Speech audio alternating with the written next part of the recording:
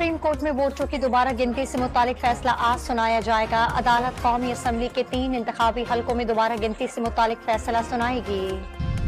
राज्य की एहतसाब अदालत में PSO में गैर कानूनी भर्तियों का रेफरेंस। शाहिद खाकान अब्बासी अदालत पहुंच गए। नायब हुकाम की जानिब से रेफरेंस वापस लिए जाने की दरखास्त पर फैसला मुतवक्के।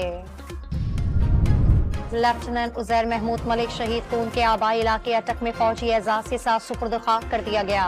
पाक फौज के अफसरान और लवाहिकीन और अमायदीन ने तदफीन में शिरकत की। हुक्मरां अवाम को भूलकर जैवलिन थ्रो कोच बनने की तैयारियां कर रहे हैं। लोग महंगाई की वजह से खुदकुशियां कर रहे हैं। मुशीर इत्तलात खैबर पख्तूनख्वा बैरिस्टर सैफ का दावा। ओलंपिक चैंपियन अरशद नदीम ने गोल्ड मेडल जीतकर साबित कर दिया, पाकिस्तानी यूथ मेहनती और बासलाहियत है। नौजवान पाकिस्तान की सबसे बड़ी कुव्वत है।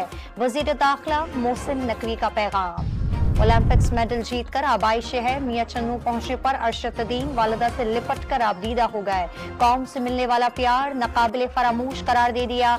कम वसाइल का शिकार नौजवान खिलाड़ियों की रहनुमाई का ऐलान। अमेरिका का मशरिक़ वस्ता में मिसाइल और तैयारा बरदार जंगी जहाज तैनात करने का हुक्म। अमरीकी वज़ीर दफा लॉयड ऑस्टिन का इसराइली हम मनसब से इलाके की सूरत हाल पर तबादला ख्याल। और कराची में आइंदा 24 घंटे के दौरान मतला बर आलूद रहने का इम्कान। महकमा मौसमियात की बूंदाबांदी और हल्की बारिश की पेशगोई।